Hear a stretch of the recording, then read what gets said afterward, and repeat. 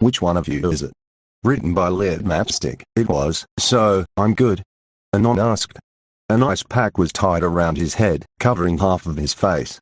There were also bandages underneath that covered the swollen eye. The pony doctor went through his clipboard, making occasional glances at the human. Well, Mr. Anon, considering you've miraculously bounced back from the 3 other incidents, all on the same day, I'd say you'll do fine, he said. Flipping back to the first paper, he looked at Anon with tight eyes. Please, don't come back for a 5th. Anon was led into the hallway, where he eventually found himself back in the hospital's main entrance lobby. Besides the receptionist dozing away with her head propped up on one hoof, he was alone. He stared at the ground for a good minute before the courage to pick up the phone in his pocket. With a flip and a press, he rang for the only one on the other side of the line, choosing an empty seat while he waited. The sound of another phone's ring made him jump, causing him to look over at the other chairs. Sitting casually among one of them was Discord. The Draconex picked up his own phone and answered, all the while grinning an anonymous hello. Hello? Ella?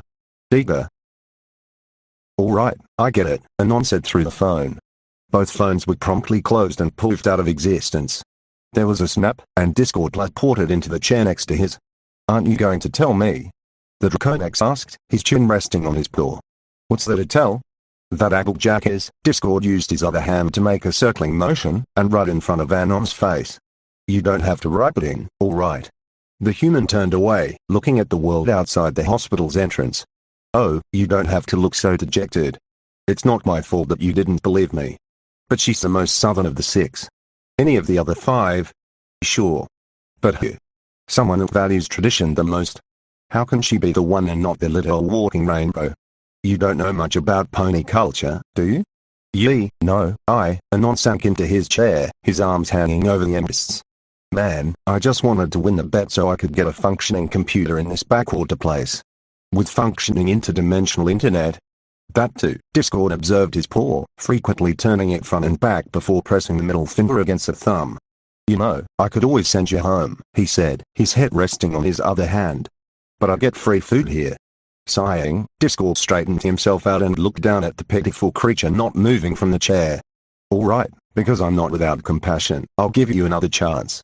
At this, Anon perked up and listened intently. Find whoever Applejack is head over hooves for, and I will give you your technology box. With internet? Anon asked, hands together and doing his best to look even more pathetic. Yes, my friend, with internet. Discord snapped and he was gone.